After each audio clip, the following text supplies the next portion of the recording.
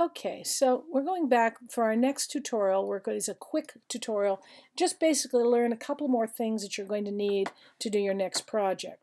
So again, we're going to go to ruthwest.com studio, and we're going to go to tutorial 2 masking. Now I'm going to fix some of these because I'm going to change where it goes. It actually goes to you get to for fire.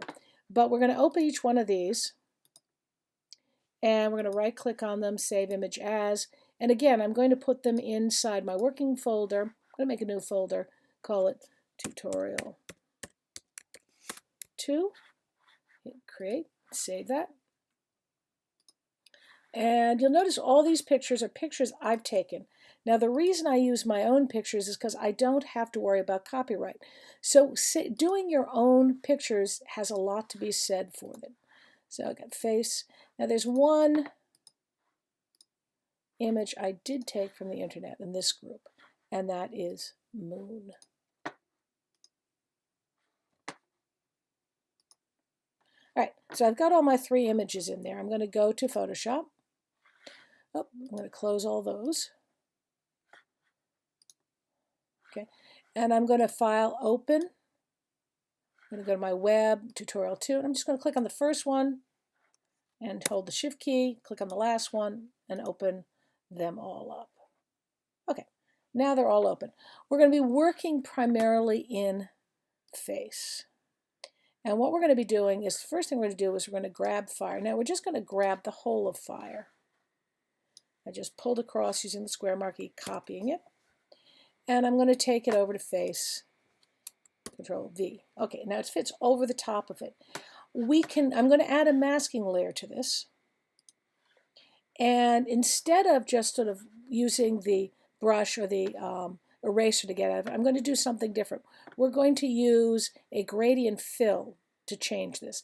Now how we're going to do that, that's down at the paint bucket, or it's just above the little raindrop. It's right in the middle. It may come up as paint bucket, it may come as gradient tool, depends on where you left it. So now we're in the gradient tool. The gradient tool, where you start is white, where you end is black. Make sure that up in that left-hand corner, it's white to black. And you can see as I do this, I can sort of make a nice, smooth look between the two of these. Okay, so I've got that one. I'm going to go back to cloud. I'm going to grab cloud. Do the same thing with cloud. Come on. I'm going to copy it. I'm going to walk it back over to face.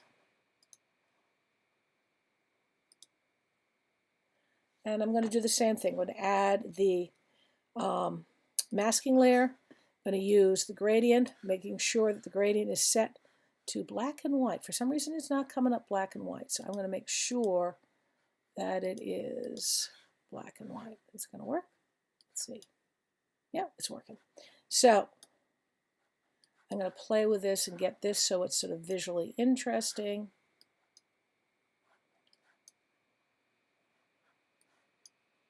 I'm going to have it coming in there, and then I'm going to go over the top of that and maybe use overlay. So I got a little bit of that.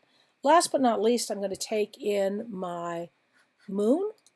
Now with my moon, I'm going to do a different thing. I'm going to use the round marquee. And there's a trick to this. So I'm going to turn on my rulers. Mine are on, but yours might not be on.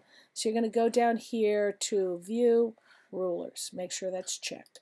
And you can see the rulers. And I'm going to pull down from the rulers a line. There we go. And I'm going to pull from the rulers a line. Now these lines, interestingly enough, are in what's known as non-repro blue. This is sort of historical reference to how this used to be. If you Xerox this blue, it wouldn't come in color. So I'm going to use my elliptical marquee, and I'm going to set it a feather so it's soft. Go to 5 feather.